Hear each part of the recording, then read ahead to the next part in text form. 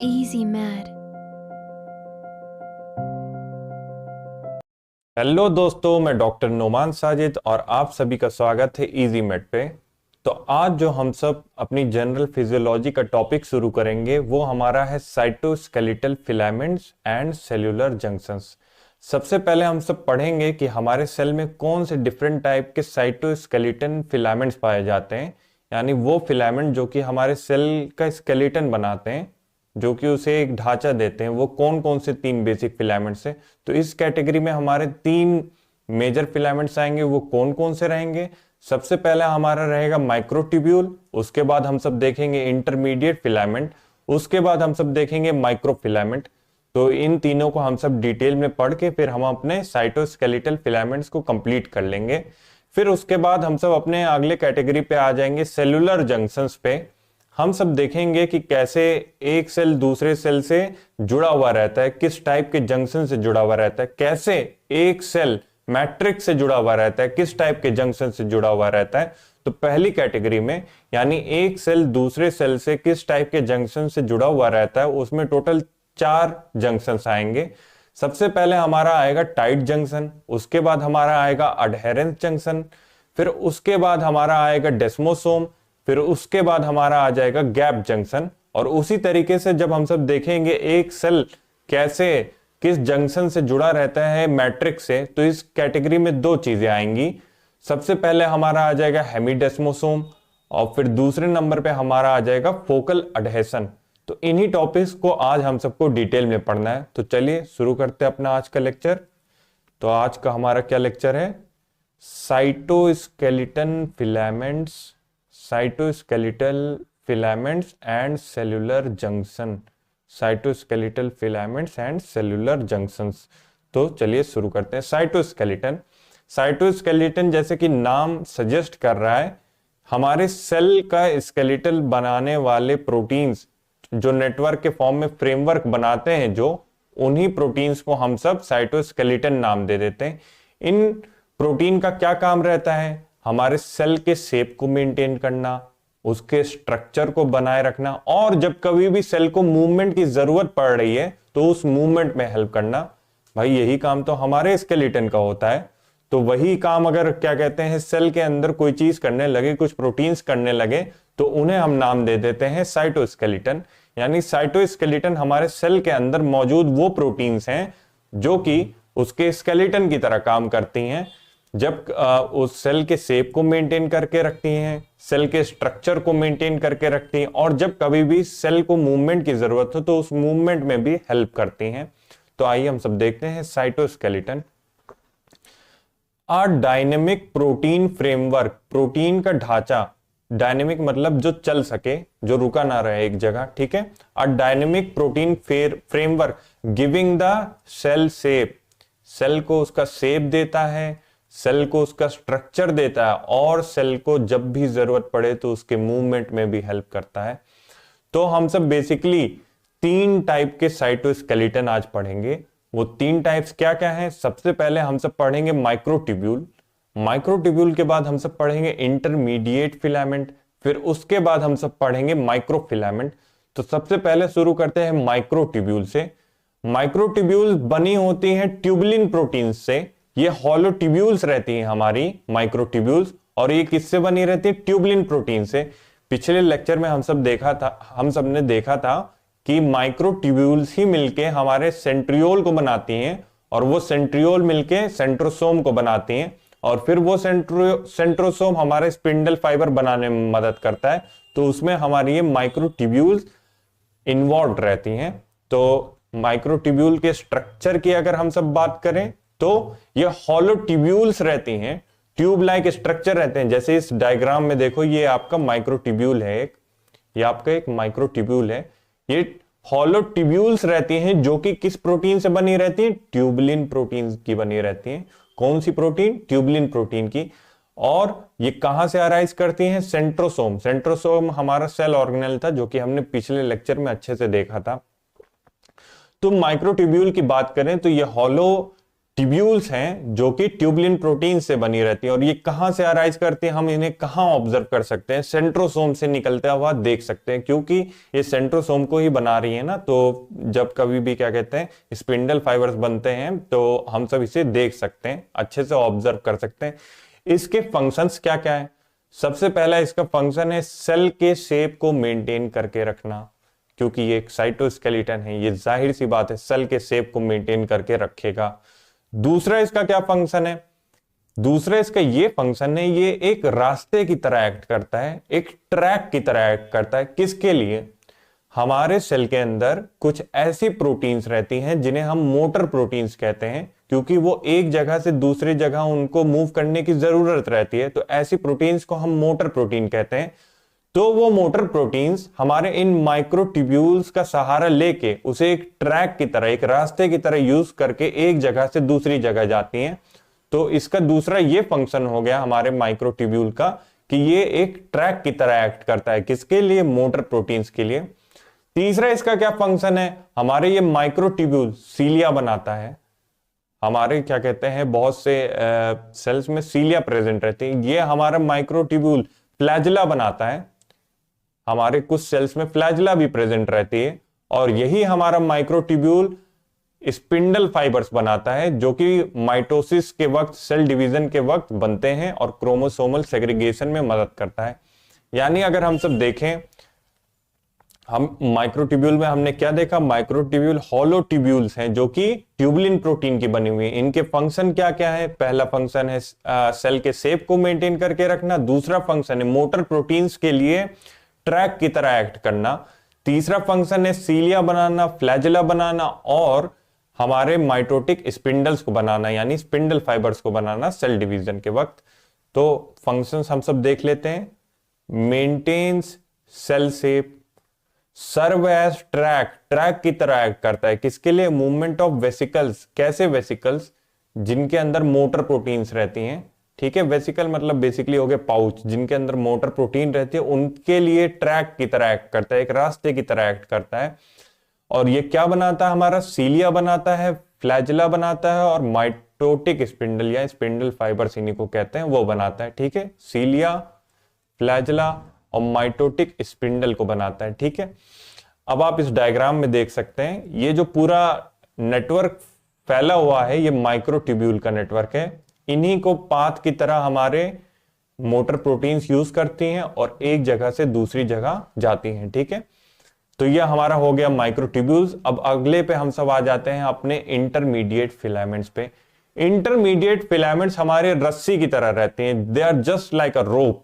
और ये क्या काम करती है? हमारे सेल के अंदर साइटोप्लाज्म में जो भी ऑर्गेनेल्स प्रेजेंट है उन्हें बांध के रखती हैं, उन्हें अपनी जगह पे रखती हैं। ये एकदम रस्सी की तरह उन्हें बांधी रहती हैं कि वो अपनी जगह से एक जगह से दूसरी जगह ना शिफ्ट हो जाए।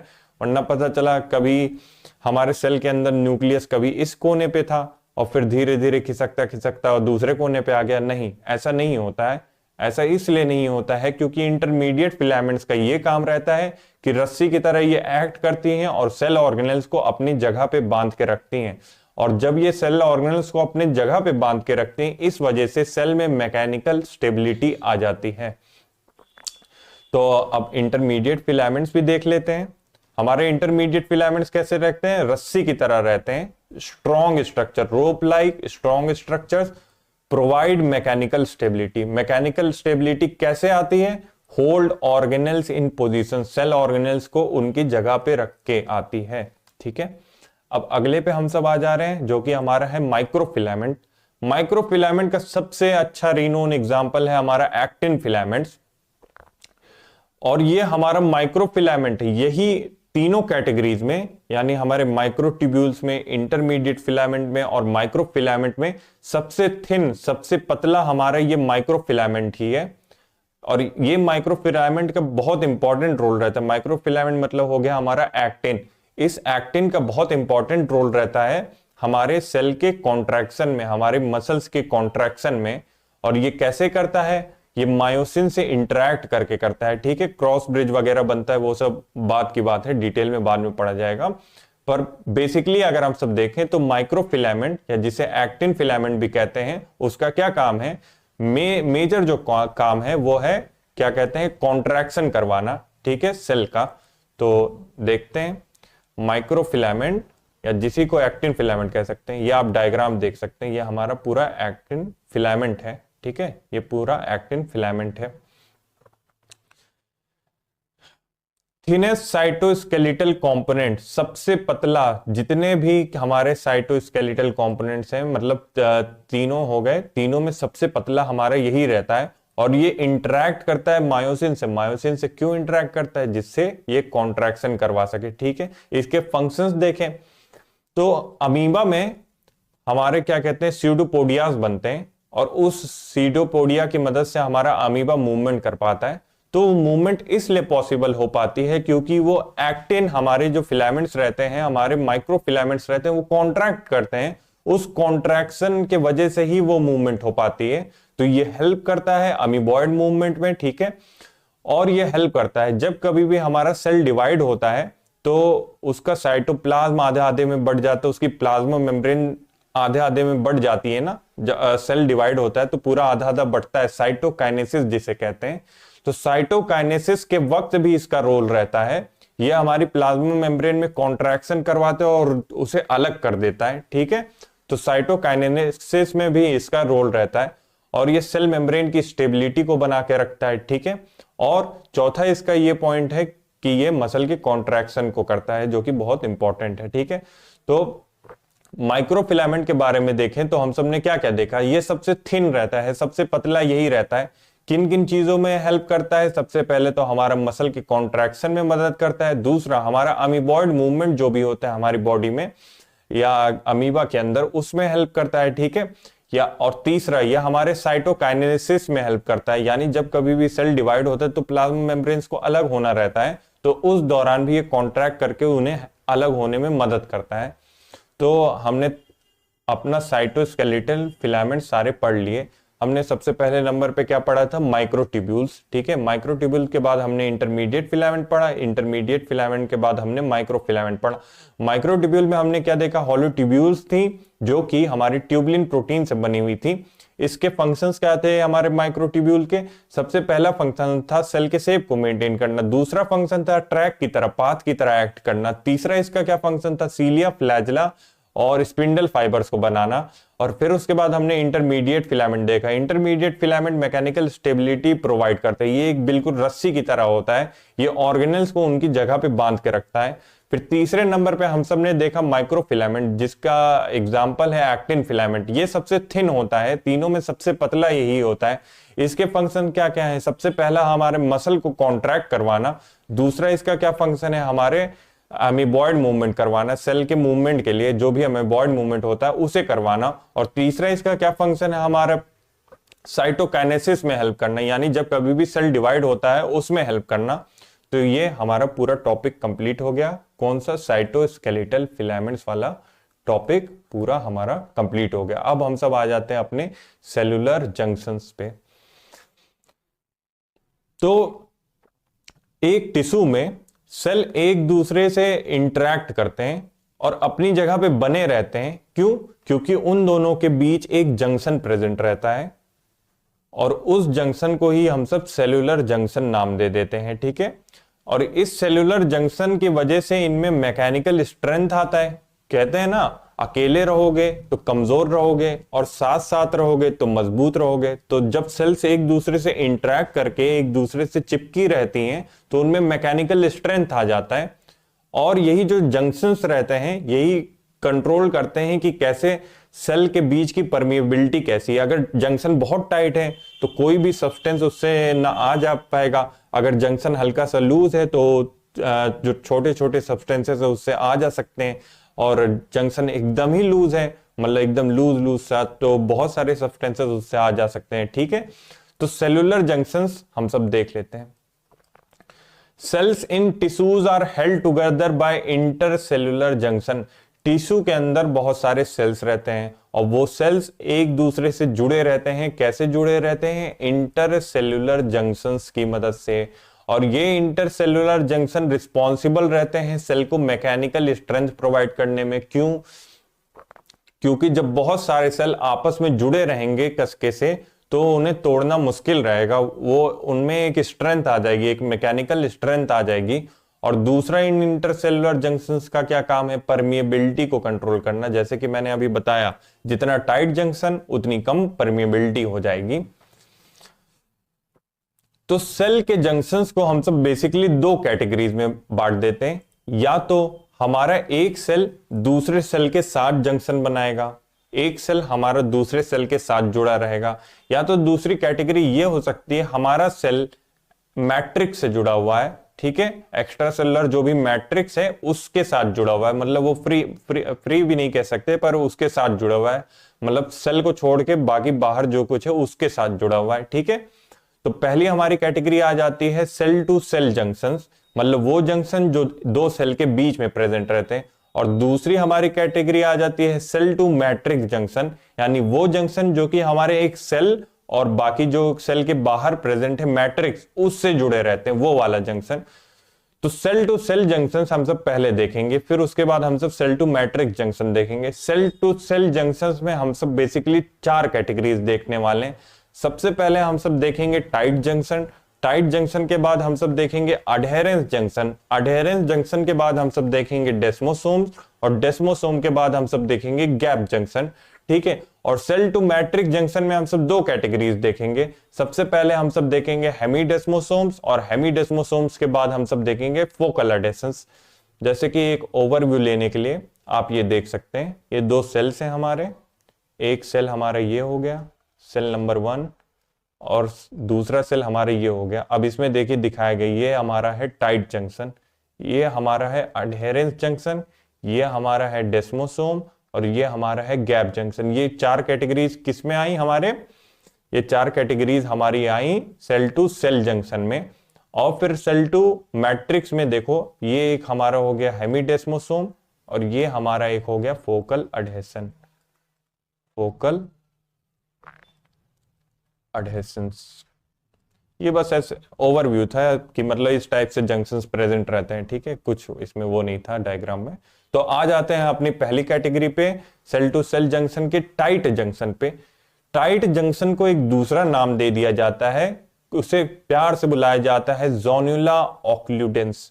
क्या कहा जाता है, जोन्युला ऑक्लूडेंस, जोन्युला ऑक्लूडेंस। अगर कहीं पे भी टाइट जंक्शन की जगह ये नाम हो तो घबराइएगा नहीं, ये टाइट जंक्शन का ही दूसरा नाम है। एक होता है ना, आपको घर पे एक नाम से बुलाया जाता है और बाहर आपको सोसाइटी में दूसरे नाम से बुलाया जाता है, और पता चला आधार कार्ड पे तीसरा नाम है, आप तीन तीन नाम लेके घूमते हो। और यहाँ तो बेचारे के सिर्फ दो ही नाम है, एक हमारा नाम हो गया टाइट जंक्शन और दूसरा हमारा नाम हो गया जोन्युला ऑक्लूडेंस, ठीक है, जोन्युला ऑक्लूडेंस। ये प्रेजेंट कहां पे रहता है, हमारे क्या कहते हैं जो भी एपिथेलियल सेल्स हैं, जो कि बेसिकली सरफेस पे प्रेजेंट रहती है, हमारे जो एपिथेलियल सेल्स हैं उसके भी एपेक्स पे जनरली प्रेजेंट रहता है। यानी दो हमारी एपिथेलियल सेल्स हैं, उसके भी एपिकल, उसके भी ऊपर वाले एंड पे प्रेजेंट रहेगा, यानी वो एंड जो कि एकदम छोर पे रहेगा वहां पे प्रेजेंट रहता है। ये बहुत टाइट रहता है, जैसे कि नाम सजेस्ट कर रहा है, ये बहुत टाइट रहता है और दोनों सेल मेम्ब्रेन्स को एकदम जकड़ के रखता है, बिल्कुल भी दोनों के बीच गैप नहीं होने देता है।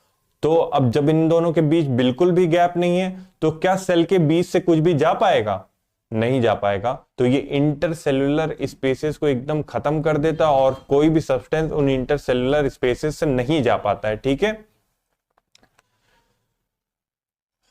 Made of transmembrane protein that fuse outer layer of cell membranes, ठीक है।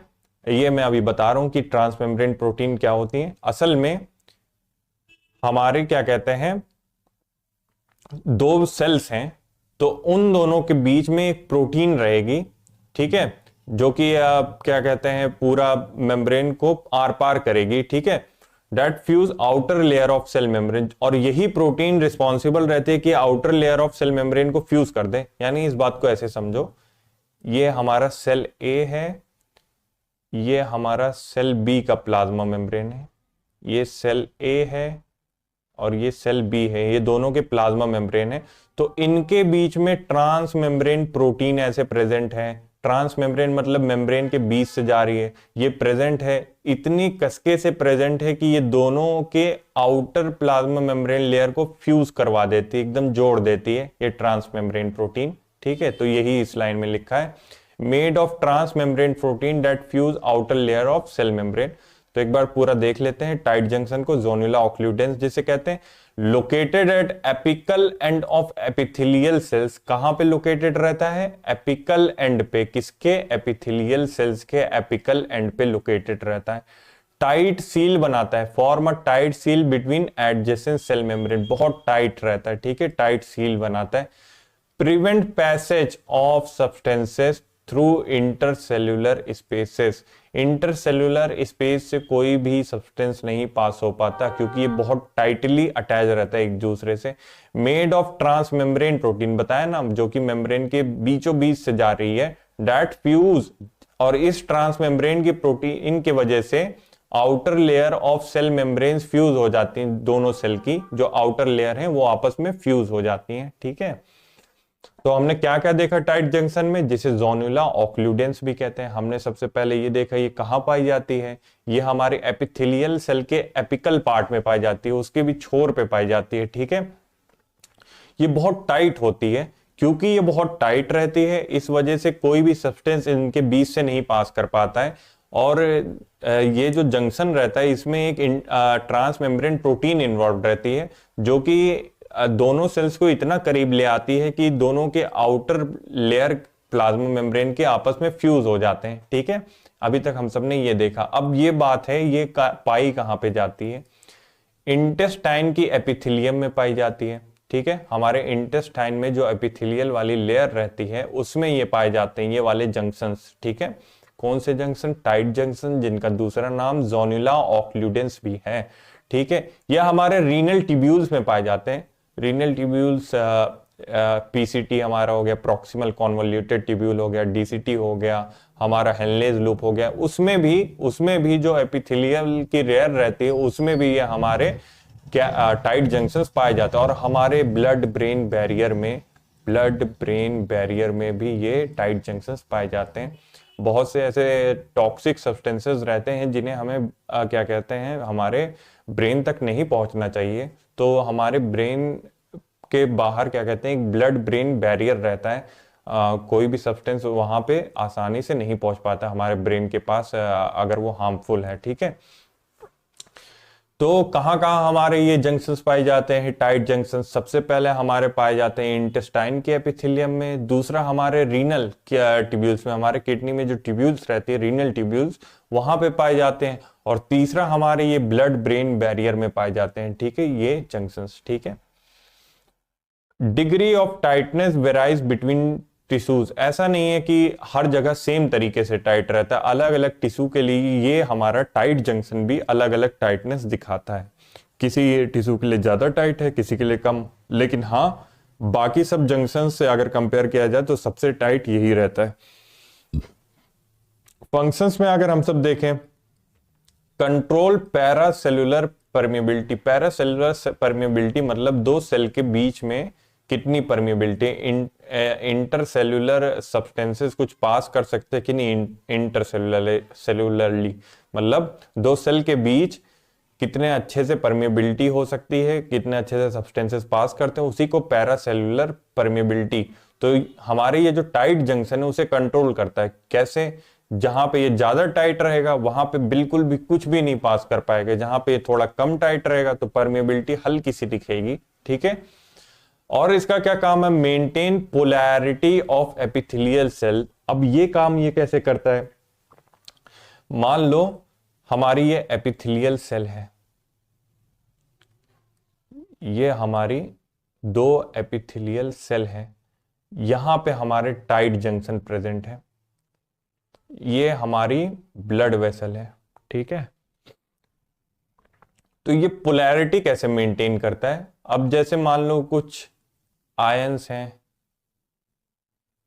अगर ये परमिएबल होता, ये मान लो ल्यूमन है, ये हम सब इंटेस्टाइन की बात करें तो ये ल्यूमन हो गया, तो यहाँ पे जो आयंस का कंसंट्रेशन है वो एज इट इज मेंटेन रहेगा, और ये ब्लड में जो आयंस का कंसंट्रेशन है वो एज इट इज मेंटेन रहेगा। क्यों मेंटेन रहेगा? क्योंकि इंटरसेल्यूलर स्पेस से कुछ भी लीक होके इधर उधर नहीं जा पा रहा। क्यों नहीं जा पा रहा? क्योंकि वहां पे हमारा टाइट जंक्शन प्रेजेंट है, ठीक है। तो ये मेंटेन करता है पोलैरिटी किसकी? एपिथेलियल सेल्स की भी, मतलब आयंस का आदान प्रदान नहीं होने दे रहा है, जिसकी वजह से जो जिस स्टेट में है, जिस पोलैरिटी में है, वो उसी में रह जाएगा ना। तो ये तो अच्छी बात है ना, स्टेबिलिटी बनी रहेगी।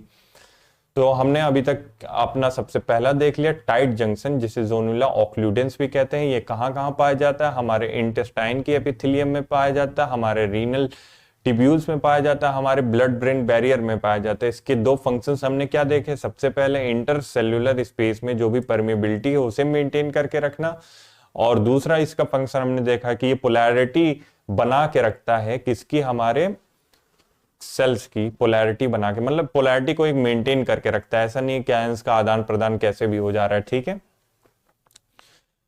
तो आप इस डायग्राम में देख सकते हैं, ये जो सबसे ऊपर वाला दिख रहा है ये हमारी एपिथेलियल की सेल है। ये सबसे ऊपर वाला ही हमारा टाइट जंक्शन है, ये हमारा टाइट जंक्शन है। इस तरीके से आप देख सकते हैं ये ट्रांस मेम्ब्रेन प्रोटीन्स हैं हमारी, किस तरीके से दोनों प्लाज्मा मेम्ब्रेन को चिपका के रखी हैं, ठीक है। तो आइए अब हम सब अपने अगले जंक्शन पे आ जाते हैं, सेल टू सेल जंक्शन के अगले वाले पार्ट पे आ जाते हैं, अडहेरेंस जंक्शन। और इसी का दूसरा नाम हम सब दे देते हैं इंटरमीडिएट जंक्शन। सबसे पहले हम सब ने क्या पढ़ा? टाइट जंक्शन, जिसका दूसरा नाम था जोनुला ऑक्लूडेंस। और अब हम सब जान रहे हैं पढ़ने अडहेरेंस जंक्शन, जिसका दूसरा नाम हो जाता है इंटरमीडिएट जंक्शन। हमारे ये अडहेरेंस जंक्शन की लोकेशन क्या रहती है? हमारा जो टाइट जंक्शन था हमारे एपिथेलियल सेल्स के जस्ट एपेक्स पे प्रेजेंट था, और उस एपेक्स से जस्ट नीचे अगर हम सब आएंगे तो यहां पे हमारा अडहेरेंस जंक्शन प्रेजेंट रहता है। तो क्या? Located just below tight junction, यानी ये टाइट जंक्शन के जस्ट नीचे रहता है। Cells are attached to each other by intracellular protein filaments anchored to cell membrane proteins. These filament insert into actin filament of cytoskeleton. इसको मैं समझाता हूं, ये क्या चीजें लिखी हुई हैं ये मैं समझाता हूं। ये बात लिखी हुई है कि अडहेरेंस जंक्शन में हमारी कुछ प्रोटीन्स इन्वॉल्व रहती हैं जो कि इस जंक्शन को बनाती हैं। तो दो हमारे सेल्स हैं, उनकी प्लाज्मा मेम्ब्रेन है ये मेरे हाथ, ठीक है। अब इसके बीच में जो प्रोटीन प्रेजेंट रहेगी जो कि दोनों को जोड़ेगी वो हमारी रहेगी कैडहेरिन प्रोटीन, ठीक है, जिसे हम सब कैडहेरिन प्रोटीन कहते हैं। और फिर उसके बाद इस कैडहेरिन प्रोटीन के बाद एक प्लैक रहेगा, ठीक है, प्लैक, वो भी एक प्रोटीन है, उसके भी अलग अलग नाम रहते हैं, ठीक है, लेकिन इन जनरल उसे प्लैक कह देते हैं। वो कनेक्शन का काम करता है। किसके बीच में कनेक्शन का काम करेगा? एक हमारी कैडहेरिन बीच में हो गई, फिर उसके बाद हमारा प्लैक आया, और फिर प्लैक के बाद अडहेरेंस जंक्शन के केस में हमारा क्या रहता है? Actin filament. यानी अल्टीमेटली अगर हम सब देखें तो ये हमारी प्लाज्मा मेम्ब्रेन हुई, हम सब अडहेरेंस जंक्शन देख रहे हैं। बीच में हमारी जो प्रोटीन रहेगी कैडहेरिन रहेगी, कैडहेरिन प्रोटीन, ठीक है, कैडहेरिन प्रोटीन रहती है। किस केस में? हमारे अडहेरेंस जंक्शन के केस में। फिर हमारी जो प्रोटीन रहेगी वो प्लैक प्रोटीन रहेगी, ठीक है, प्लैक आप इस डायग्राम में देख सकते हैं, प्लैक। फिर प्लैक के बाद ये अटैच रहता है अडहेरेंस जंक्शन के केस में एक्टिन फिलामेंट्स से। एक्टिन फिलामेंट्स हमारे क्या थे? माइक्रोफिलामेंट थे, ठीक है। अब ये एक्टिन फिलामेंट से अटैच रहेगा। तो इस तरीके से हमारा अडहेरेंस जंक्शन बन रहा है। यानी अडहेरेंस जंक्शन में क्या क्या चीजें आ गई? सबसे अडहेरेंस जंक्शन में हमारी क्या क्या चीजें आ गई? सबसे बीच में हमारा आया, क्या आया सबसे बीच में? हमारा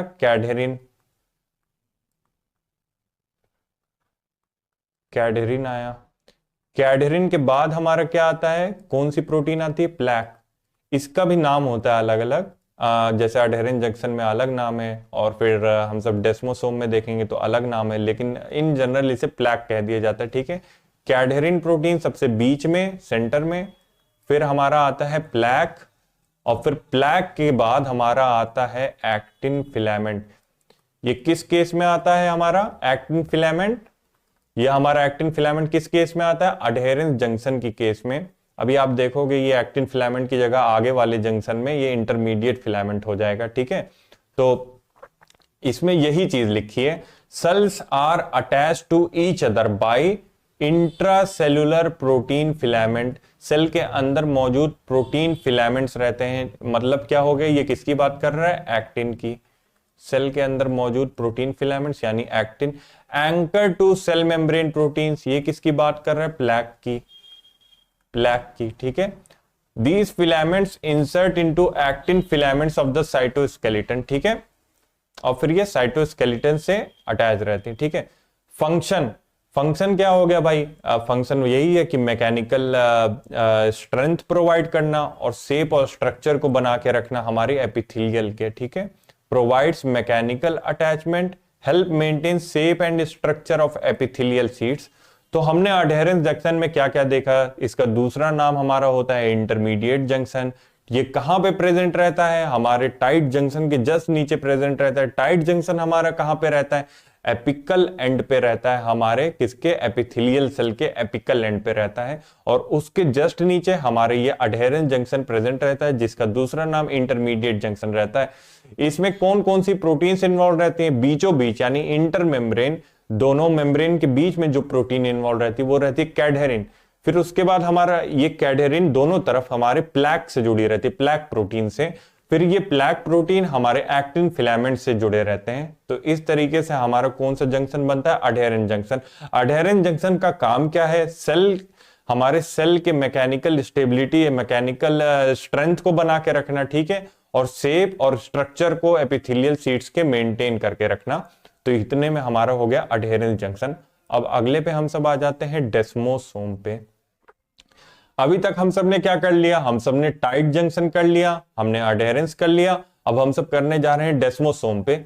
डेस्मोसोम हमारे जो रहते हैं spot like junctions scattered around lateral surface of cell. यहां पे स्पॉट लाइक से क्या मतलब है, हमारी ये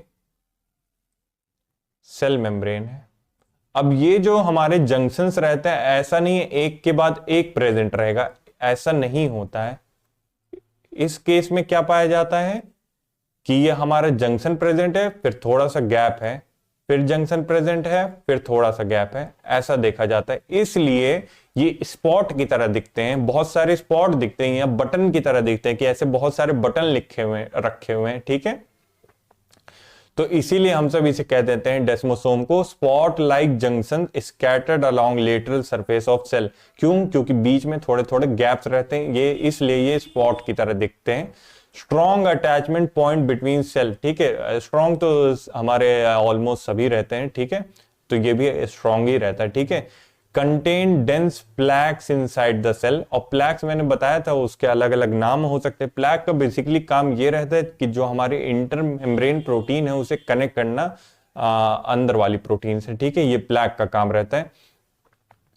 intracellular filaments are intermediate filaments keratin type. अब देखो हमारे क्या कहते हैं, इंट्रासेल्युलर फिलामेंट्स हमारे इससे पहले हमने अडहेरेंस जंक्शन पढ़ा था, उस केस में हमारे एक्टिन फिलामेंट्स थे। लेकिन डेस्मोसोम्स के केस में हमारे इंट्रासेल्युलर फिलामेंट्स कौन से हो जा रहे, इंटरमीडिएट फिलामेंट्स हो जा रहे हैं, और वो भी कौन सी कैटेगरी वाले, जिनमें केराटिन होता है, केराटिन टाइप के, ठीक है। इसका भी वही काम है अल्टीमेटली, क्या कहते हैं, सेल टू सेल अडहेशन प्रोवाइड करना। काम तो लगभग सबका सेम ही है, ठीक है, सेल टू सेल अडहेशन प्रोवाइड करना और मैकेनिकल स्ट्रेस को रेजिस्ट करना, ठीक है, मैकेनिकल स्ट्रेस से बचाना, ठीक है, सेल को। ये ज्यादातर हमारे कहां पे पाए जाते हैं, डेस्मोसोम्स। डेस्मोसोम्स हमारे ज्यादातर स्किन में और कार्डियक मसल्स में पाए जाते हैं। कहां पे, स्किन में और कार्डियक मसल्स में पाए जाते हैं।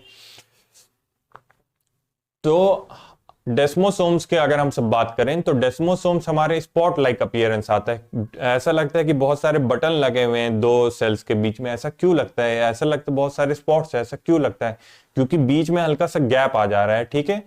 इस गैप की वजह से हल्की सी फ्लेक्सिबिलिटी भी रहती है इस डेस्मोसोम्स के केस में, ठीक है, और ये स्ट्रॉन्ग तो होते ही हैं, ठीक है, और इनमें भी प्लैक्स पाए जाते हैं। इनमें कैसे अगर हम सब लिखना चाहें तो सबसे बीच में हमारी कौन सी रहेगी, इंटर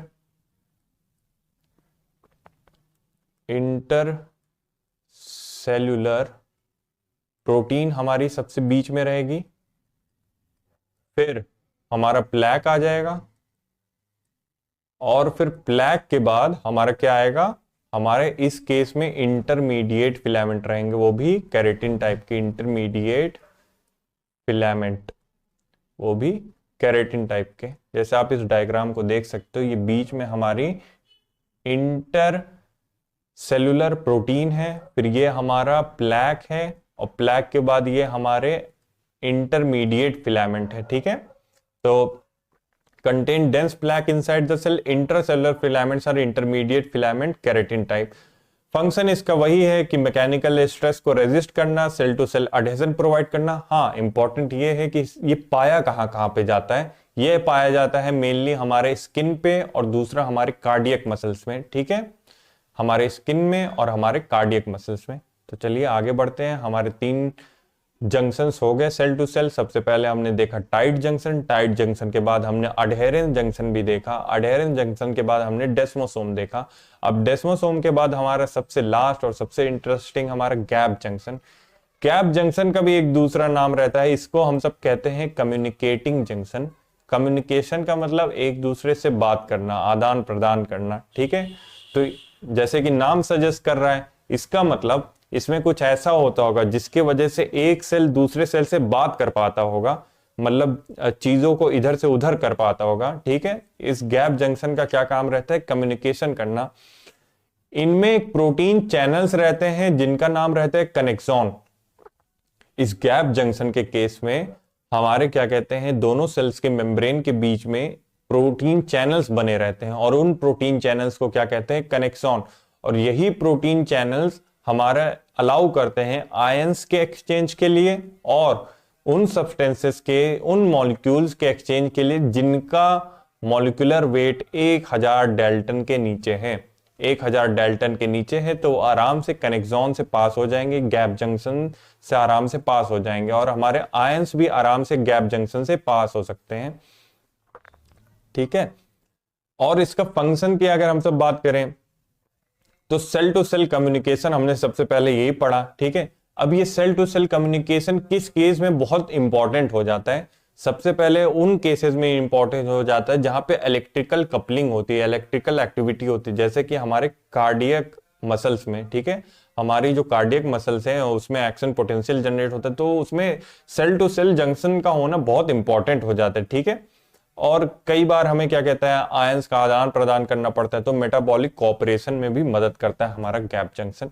तो हमने गैप जंक्शन में क्या देखा, गैप जंक्शन का दूसरा नाम है कम्युनिकेशन जंक्शन।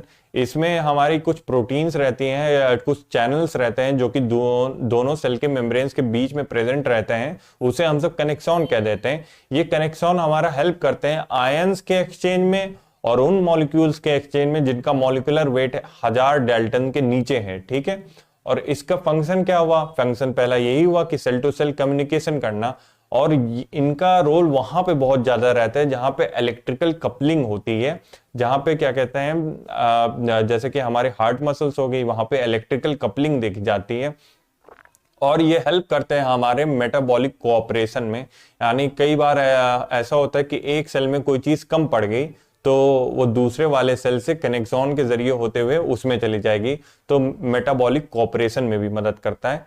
तो आइए देख लेते हैं गैप जंक्शन। इसी का दूसरा नाम होता है communicating junction. Consist of protein channels called connexon. Protein channel इसके अंदर रहता है जिसका क्या नाम रहता है, कनेक्सॉन रहता है।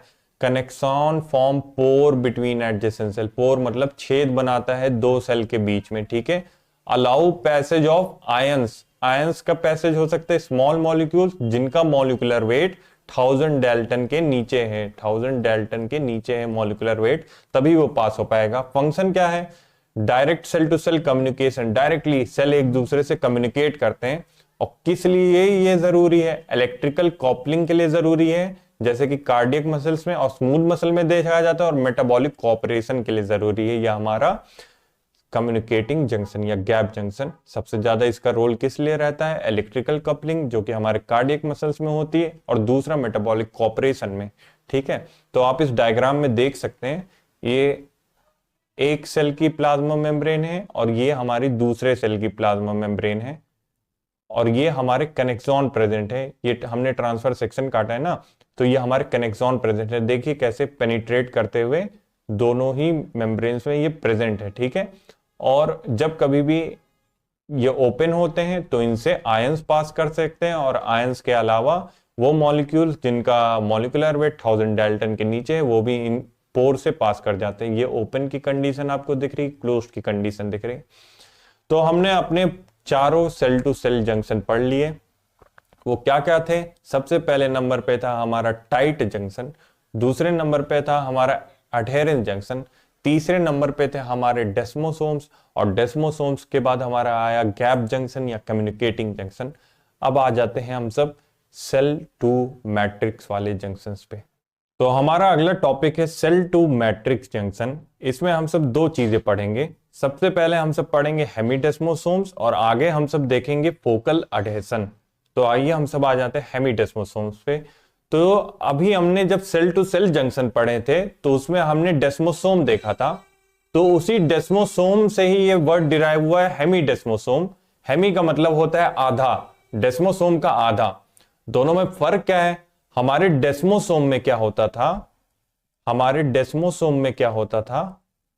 हमारे डेस्मोसोम में एक इंटरसेल्यूलर प्रोटीन होती थी, फिर उसके बाद जो कि बीचों बीच प्रेजेंट रहती थी दोनों मेम्ब्रेन के बीच में, वो इंटरसेल्यूलर प्रोटीन होती थी। फिर उस इंटरसेल्यूलर प्रोटीन के बाद हमारे सेल के अंदर एक प्लैक होता था। फिर उस प्लैक के बाद डेस्मोसोम के अंदर हमारे पास इंटरमीडिएट फिलामेंट होते थे। इस केस में क्या होता है? वो इंटरसेल्यूलर प्रोटीन नहीं प्रेजेंट रहती है, क्योंकि सेल तो सिर्फ एक तरफ का रह गया ना, तो उस इंटरसेल्यूलर प्रोटीन की जगह एक हमारी ट्रांसमेम्ब्रेन प्रोटीन आ जाती है जिसे इंटेग्रिन कहते हैं। क्या कहते हैं? इंटेग्रिन। यानी इसमें अगर हम सब सीक्वेंस देखें तो कैसे हो जाएगा? हमारा इंटेग्रिन हो गया,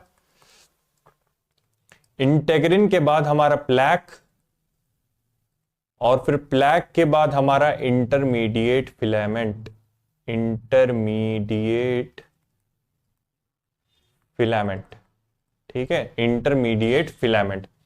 तो स्ट्रक्चर की बात हम सब करें हेमीडेस्मोसोम की, तो वो डेस्मोसोम का आधा है। कैसे आधा है? क्योंकि इसमें हमारे इंटरसेलुलर प्रोटीन जो हमारी डेस्मोसोम में थी उसकी जगह हमारी एक ट्रांसमेम्ब्रेन प्रोटीन आ जाती है जिसको हम सब इंटेग्रिन कहते हैं। बाकी सब वैसे ही रहता है। इंटेग्रिन के बाद हमारा प्लैक रहता है, प्लैक के बाद सेल के अंदर हमारा इंटरमीडिएट फिलामेंट्स रहते हैं।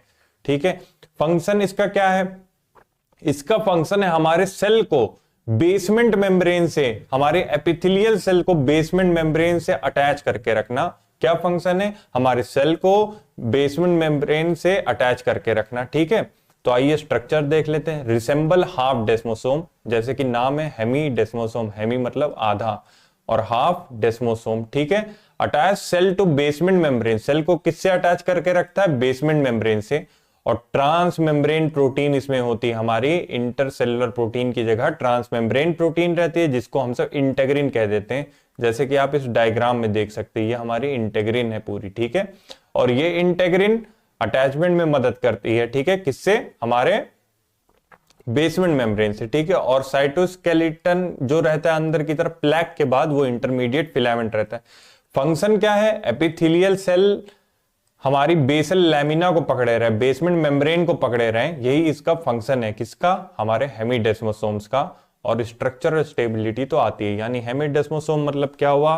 स्ट्रक्चर वाइज देखें तो डेस्मोसोम का आधा। डेस्मोसोम में हमारे इंटरसेल्यूलर प्रोटीन्स रहती हैं, दो सेल्स के बीच में प्रोटीन रहती है, उसकी जगह इसमें ट्रांसमेम्ब्रेन प्रोटीन रहती है जिसका नाम इंटेग्रिन रहता है। फिर उस इंटेग्रिन के बाद बाकी सब वही वैसे ही रहता है। फिर प्लैक रहता है, प्लैक के बाद हमारा इंटरमीडिएट फिलामेंट रहता है। ठीक है, इसका काम क्या है हेमीडेस्मोसोम का? बेसमेंट मेम्ब्रेन से हमारे सेल को अटैच करके रखना, पकड़े रहना। ठीक है, इसका यही मेन काम है, मेजर काम यही है। ठीक है, तो अगला हम सब अपने आ जा रहे हैं फोकल अडहेशन पे। हेमीडेस्मोसोम का हमारा क्या काम था? हमारे सेल को बेसमेंट मेम्ब्रेन से अटैच करके रखना। और ये हमारे फोकल अडहेशन का क्या काम है? हमारे सेल को एक्स्ट्रा सेल्यूलर मैट्रिक्स से अटैच करके रखना। ठीक है, इसमें भी हमारी ट्रांसमेम्ब्रेन प्रोटीन आ जाती है जिसका नाम रहता है इंटेग्रिन। इंटेग्रिन के बाद ट्रांसमेम्ब्रेन प्रोटीन के बाद हमारा प्लैक रहेगा। प्लैक के बाद जो फिलामेंट हमारा रहेगा वो रहेगा एक्टिन फिलामेंट। माइक्रोफिलामेंट्स रहते हैं जो कि एक्टिन फिलामेंट रहते हैं। यानी इसमें अगर हम सब सीक्वेंस देखें स्ट्रक्चर का तो कैसे होगा, सबसे पहले इंटेग्रिन हमारी रहेंगी जो कि हमारी ट्रांसमेम्ब्रेन है, ठीक है। इंटेग्रिन के बाद हमारा प्लैक और फिर सबसे अंदर की तरफ हमारा एक्टिन। ये हमारा सीक्वेंस हो जाएगा, ठीक है, बाहर से अंदर की तरफ। इसका क्या काम है, सेल को हमारा एक्स्ट्रा सेलुलर मैट्रिक्स से कनेक्ट करके रखना है स्ट्रक्चर में, ठीक है। अच्छा, इसमें फंक्शंस ये रहते हैं क्योंकि ये एक्स्ट्रा सेलुलर मैट्रिक्स से अटैच है हमारे इंटीग्रिन प्रोटीन, ये हमारे फोकल एडेशन के केस में। तो जब कभी भी जरूरत पड़ती है कि सेल को एक जगह से दूसरी जगह ले जाया जाए तो ये सेल माइग्रेशन में हेल्प करता है, सेल को एक जगह से दूसरी जगह ले जाता है। किस केस में, फोकल एडेशन की केस में, तो इसमें सेल माइग्रेशन देखा जाता है। और जब कभी भी मान लो क्या कहते हैं हमारे एक्स्ट्रा सेलुलर मैट्रिक्स में कुछ वेव्स आई या कुछ हलचल मची तो वो वेव्स हमारे इंटीग्रल प्रोटीन के मदद से हमारे सेल के अंदर भेजी जाती हैं। यानी एक तरीके से कह सकते हैं ये सिग्नल का ट्रांसडक्शन कर रहा है, सिग्नल को बाहर से अंदर पहुंचा रहा है। फिर वहां पे मैकेनो सेंसिंग होती है, मतलब ये देखा जाता है कि क्या हुआ है, इतनी तरल क्यों उठ रही है, उस हिसाब से फिर सेल के अंदर चेंजेस किए जाते हैं। इसी को मैकेनो सेंसिंग कह देते हैं, यानी प्रेशर के या वॉल्यूम के इन सब की चेंजेस को सेंस करना ही मैकेनो सेंसिंग है। और ये मैकेनो सेंसिंग क्यों हो पाती है, क्योंकि पहले सिग्नल ट्रांसडक्शन होता है, ठीक है। और जब कभी भी जरूरत पड़ती है कि सेल को एक जगह से दूसरी जगह ले जाना है तो ये फोकल एडेशन सेल माइग्रेशन में भी हेल्प करते हैं। तो आइए देख लेते हैं structure. Connect cell to extracellular matrix. हमारे हेमिडेस्मोसोम्स क्या करते थे, सेल्स को हमारे कनेक्ट करते थे बेसमेंट मेम्ब्रेन से। हमारे फोकल एडेशन क्या करते हैं, सेल्स को हमारे एक्स्ट्रा सेलुलर मैट्रिक्स से कनेक्ट करते हैं। इस केस में ट्रांसमेम्ब्रेन प्रोटीन इंटेग्रिन ही रहते, लेकिन साइटोस्केलेटल अटैच जो अंदर की तरफ रहता है वो हमारा एक्टिन फिलामेंट हो जाता है। फंक्शन हमने क्या क्या देखे, जब भी जरूरत पड़ी एक जगह से दूसरी जगह ले जाना है तो सेल माइग्रेशन में मदद करता है। एक्स्ट्रा सेलुलर मैट्रिक्स में जो भी सिग्नल्स है उसे अंदर सेल तक पहुंचाता है, सिग्नल ट्रांसडक्शन करता है। और मैकेनो सेंसिंग होती है इस केस में, मतलब प्रेशर का चेंज हो रहा है या कुछ हो रहा है तो उसको ये सेंस कर लेता है और सेल तक सिग्नल ले जाता है। तो आज के लेक्चर में इतना ही। आई होप कि आपको बहुत सारी चीजें समझ आई होगी। Thank you. अगर आपको लगता है कि ये चीजें आसान हो गई हैं, आपको समझ आ रहा है, तो इस चैनल को ज्यादा से ज्यादा शेयर करिए, इससे थोड़ी मेरी भी हेल्प हो जाएगी। Thank you very much.